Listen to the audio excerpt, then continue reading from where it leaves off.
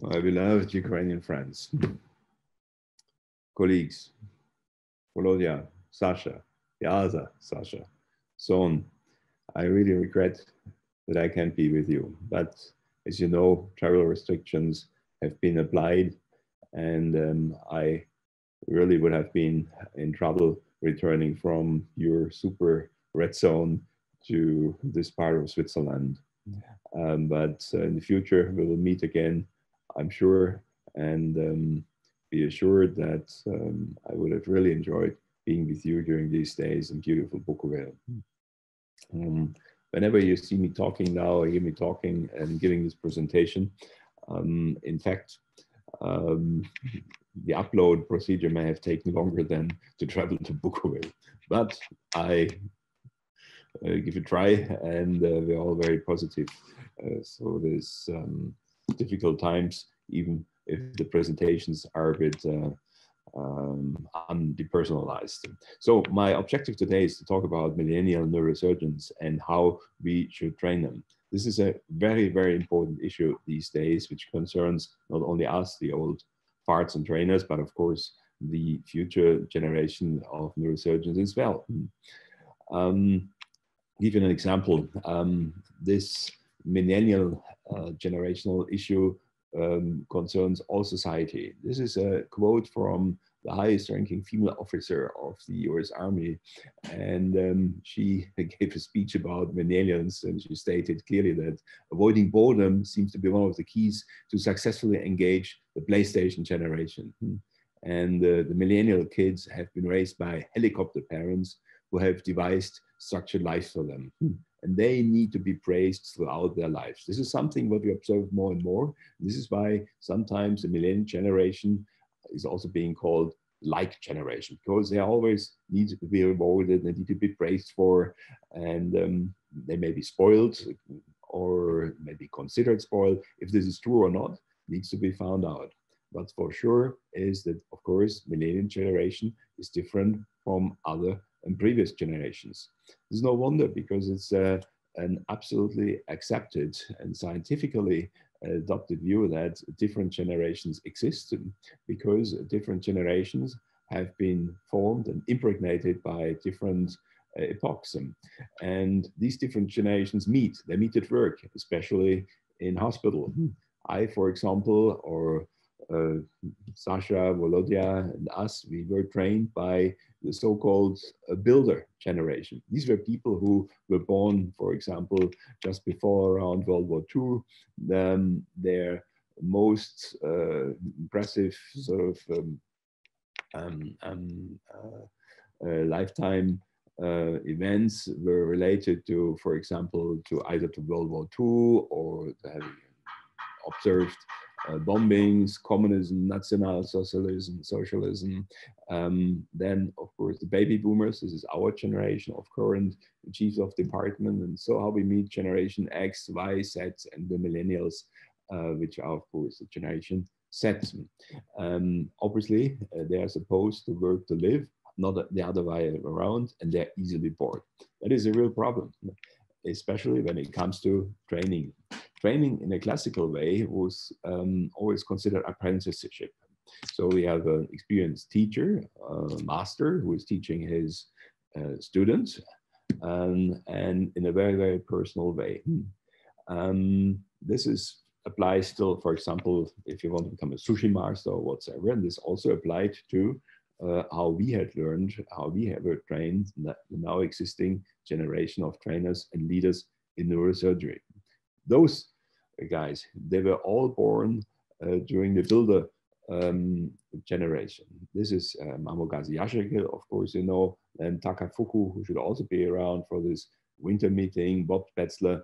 They were trained in that way, and they, of course, had experience and still have experience with thousands and thousands of very interesting neurosurgical cases.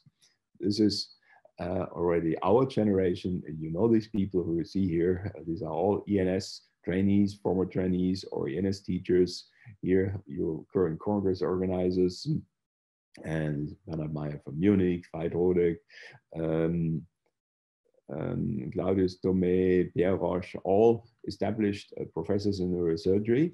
And when we were young, we trained with about 100 and 200 almost independent surgeries or surgeries under supervision per year. And we assisted at least 200 other cases per year. This is now entirely different. And this was studied by one of my collaborators, by Martin Stienen, who recently published this paper, and he analyzed how many surgical procedures were performed by us and by our predecessors as compared for the obligatory board exams in Europe as compared to now, the actual generation after the introduction of the so-called Working Time Directive 2003, which has really caused a paradigm change in European training, not only in neurosurgery, but in other surgical specialties and fields as well.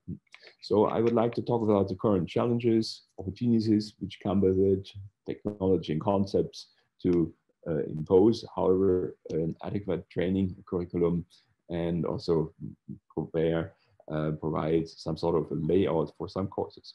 The current challenges especially in the western part of Europe, of which you will soon be part, we all hope, is of course characterized by the increasing workforce. There's enormous numbers of doctors. However, the workload itself, patients don't grow like asparagus. So there seems to be a decreasing workload as compared to the number of doctors, decreasing working time with a limitation to 48 hours per week.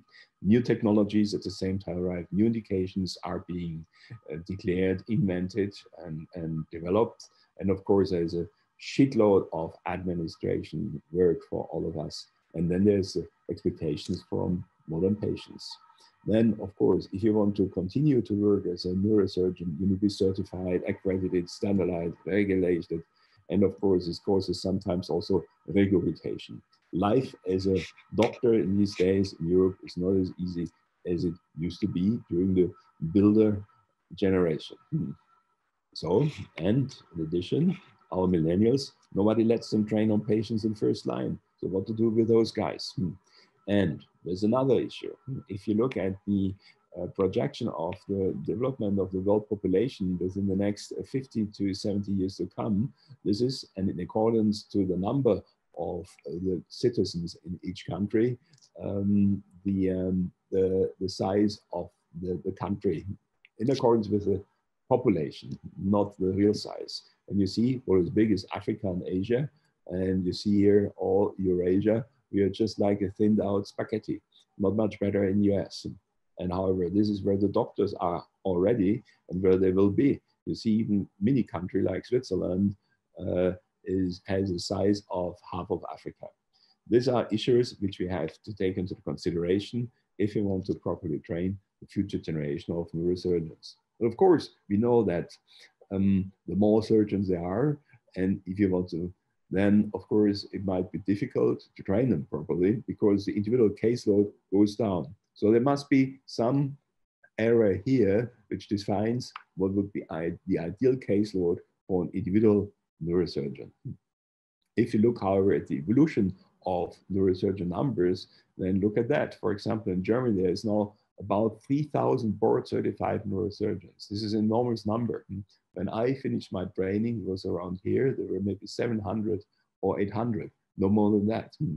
If you look at the numbers for the latest numbers which were available for 2019, there was one neurosurgeon for 32,000 German people, one for 50,000 Austrians, and one for 50,000 Swiss. This is enormous, the number of doctors which has increased so significantly. And of course, these numbers exist for all Europe or for all ENS countries, which are accounted for 40 by now. However, Europe is not Europe. And this is, of course, something what you experience yourself being a big country, which has still lesser population than, for example, Germany. And in France, on the other hand, is also a very big country with about 70 million people. There was a real shortage of neurosurgeons. When when you talk to your colleagues, Pierre Roche, all these chefs de service, Jean Regis, François Proust, Emmanuel Gay, they work their asses off, and they only have 2 or 3 residents and a total of whole 100 trainees for the whole country. And this has led to the need to train. And this is something what happened also in UK a few years earlier, in the early 2000s. There was a critical shortage of neurosurgeons, and the whole national initiative had to be launched in order to train more neurosurgeons. And however, now, of course, the numbers are steadily increasing in all these countries because everyone has to respect the European Working Time Directive with very limited working time hours. So, however, how to deal with these millennials? Even in the US, where people are allowed to work up to 88 hours still, if they are pursuing surgery careers, the millennials are sort of slowly, gradually trickling in and infiltrating the system. And a couple of years ago, there was even a publication on how to deal with the millennials, and they would call it a wellness initiative, which needed to be established in a Philadelphia residency training program to make the millennials feeling better and having them better motivated for work. Well, if this is the future of neurosurgical residents, I am not so sure if we should really agree with that. Of course, fun is good, but a wellness initiative I have not foreseen so far, at least not in my department. Maybe next generation will act different. And anyway, somehow they need to be trained, the millennials, because these are the same guys who have to train our own future subdural hematomas. So they need to be trained, but how are we going to do it? And this leads us to the question of which opportunities and perspectives do exist. First of all, we have to team up and team up with our peer groups, with our colleagues. And I strongly believe that many courses, hands-on courses, theoretical courses, play an important role in a standardized education and in the curriculum for our future European neurosurgical generations. There are new concepts now which differ, of course, from how we were taught. This is photo which does not exist anymore. Well, the photo exists, of course, but this is not the way how surgery is taught anymore. In a big lecture hall with all students in suits and neckties, observing the surgeon practicing. Nowadays, everyone is connected via Wi-Fi, whatever, with the world, and people may use their computer to study a lot. They may prepare on the base of case studies, and they may upload files, anatomy, and lectures, and instructive and instructions as how to proceed in the basic steps and also later. So people may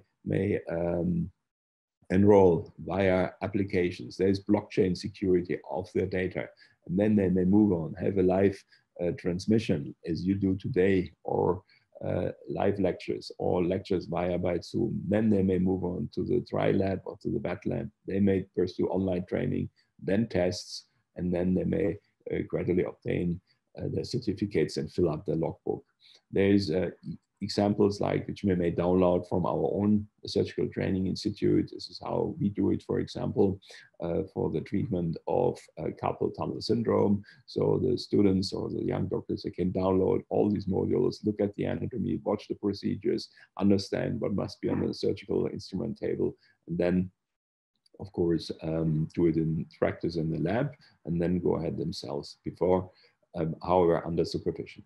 Recent simulation technology is steadily evolving, and this needs to be part of a modern surgical education. It incorporates real image data sets, such as in driver simulators or flight simulators. These simulators should include haptic feedback. You should be able to simulate with the tools. You need to have authentic manipulators which resemble your instruments. And of course, you have to create realistic conditions such as in the OR. And what is the advantage of this?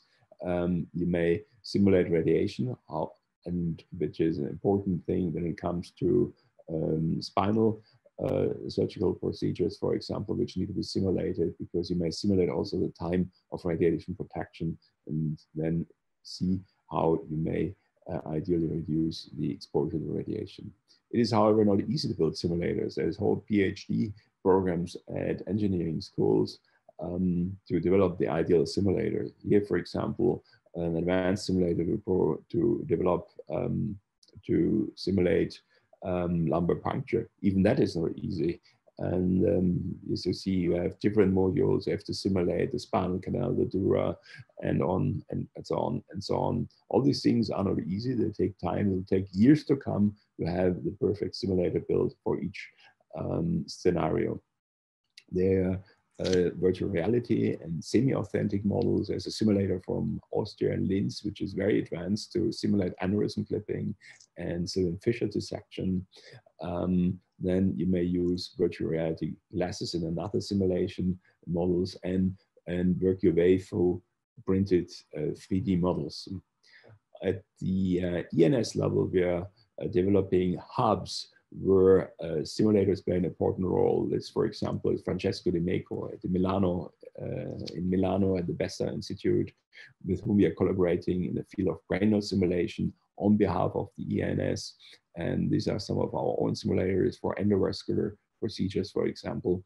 And here a whole parkour is being developed in order to train our young doctors. So an evolutionary curriculum should consist of course, self-study, listening to pre-recorded lectures, for example.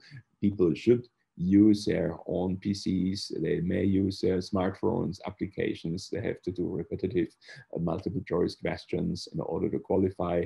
Then they should move on with simulation, then with hands-on, with semi-authentic or printed models. Cadavers are very expensive. They should be further down the line of training. And then finally, they should apply the knowledge in the patients, however, under strict supervision. To give you an example, this is a spinal simulator which we are using in our department, also for the ENS, which simulates the placement of pedicle screws, but you may also simulate other minimal invasive pain interventional procedures and others. There's the limitations, but what is good, you may also simulate the application of radiation, and you have a real haptic feedback, which is very nice. However, what is difficult so far, you don't have really good feedback for the talk if you put in the screws. So these simulators are very flexible. You may use them every day without doing harm to any cadaver or any patient, and which is very good. But of course, still, such simulators are very expensive. They're in the range of 150,000 euro. There's virtual reality simulation, for example, for lumbar puncture in the Immersive Touch platform, which was developed in Chicago. And you may use the same platform also for ventricular puncture. And these simulators should be part of the training, or similar simulators to that prior to going to the operating room. However, it is very cost intensive, of course. Then another step, intermediate step, would be to use the semi-authentic models, which may be printed 3D. There are now 3D printers, which may effectively use various materials, 6, 8, 9 different materials. You may print whole muscles, muscle groups, or you may have arteries in a different material than the bones. This is, of course, also very expensive, but it is very, very helpful because you may use the patient's own data in order to prepare yourself. We are doing this sometimes for very complex tumors. This week only we operated a big sacral tumor, and we had the whole pathology pre-printed first with different tissues and simulated the whole procedure. This is very helpful not only for training, but also for the preparation of complex procedures for the surgeon, for the experienced surgeon.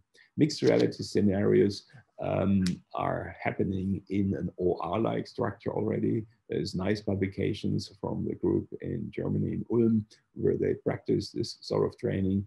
And it's also based on the use of semi-authentic models, however, in a real OR-like scenario. This is, of course, very expensive because you need to attribute a whole OR for it.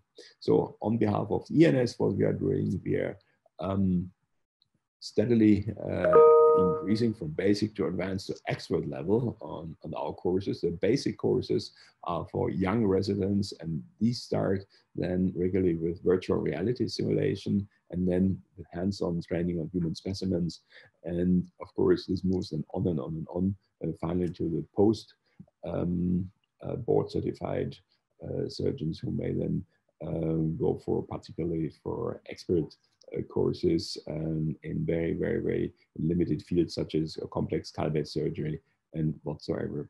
There's a nice basic course. I would encourage also Ukrainian students to come. The course starts with simulation and neuropsychological assessment and psychometrics in Milano for 2 days. And then the course participants, they hop on the train from Milano to Geneva. It takes about 5 hours. They take an exam already on the train, and then they in Geneva do a hands-on workshop in our simulator rooms and with cadavers. So this is a fully ENS registered course, and it takes place every year, except this year we had so far no chance to do it for very, very obvious reasons. This is how it looked like last year. So this is a Milano team supervising the residents who are taking part in the simulation experience. And then there's patient scenarios and tests already. And there are actors participating, professional educationalists. And we are also doing metric skill assessment tests.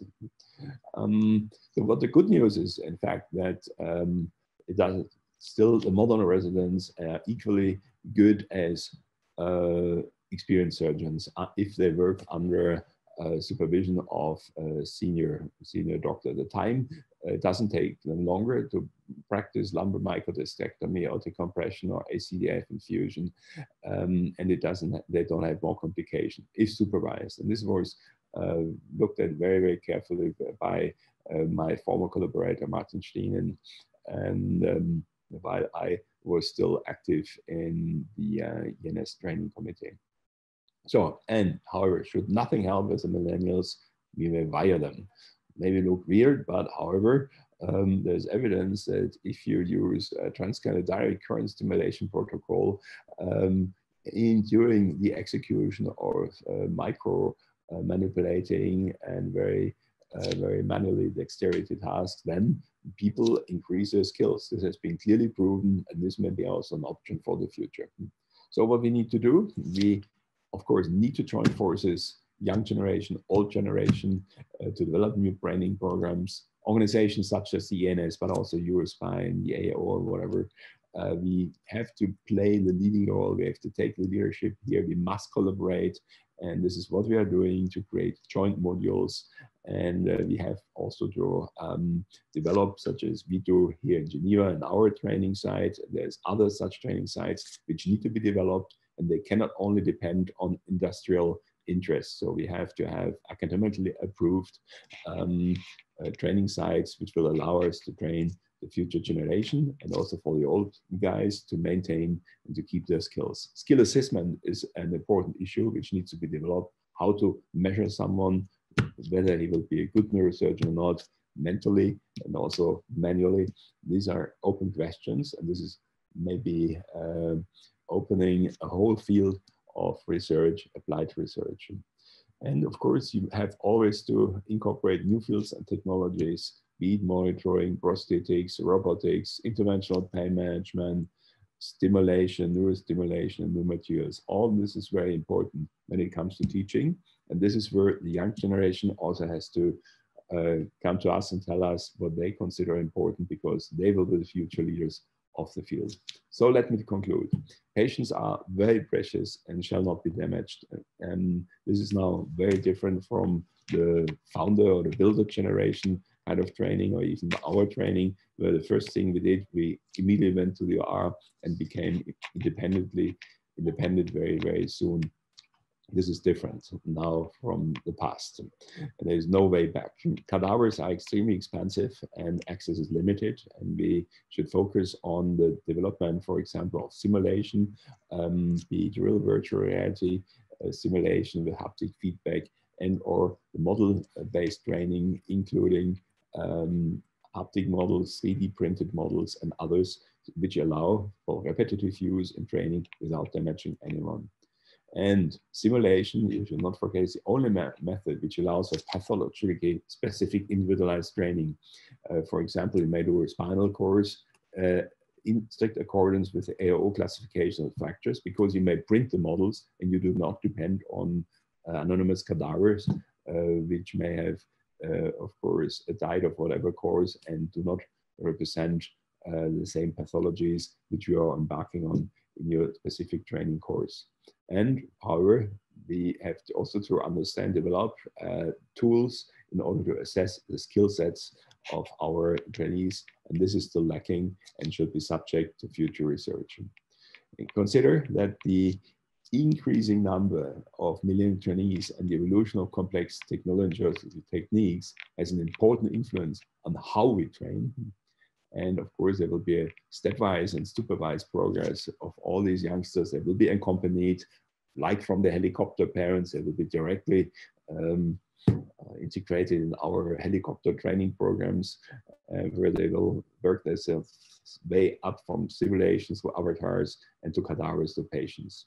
Our European curricula will help to diffuse the knowledge and the competences. And of course, there must be mutual exchange between generations, as it was the case before, it will be the case in the future. It will always go on and on and on, like life. And millennials will be the trainers of the future generations, and they will face their own difficulties, I'm quite sure, and they will master all these problems as we did in the past. They will do it in the future. Well, this is, I would encourage, of course, and I don't have to take this to my friends here, that ENS is providing a home for European education in neurosurgery.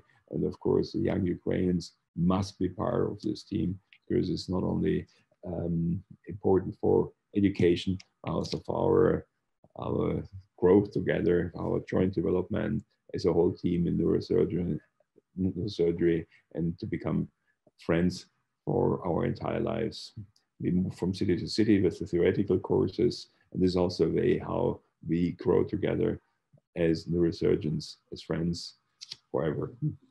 Let me conclude. Thank you all for your attention, and despite this weird presentation style, and I finish with a view from my region in Switzerland, where I wish to see you soon. All the best. Thank you. Bye-bye. See you soon in Ukraine or Switzerland.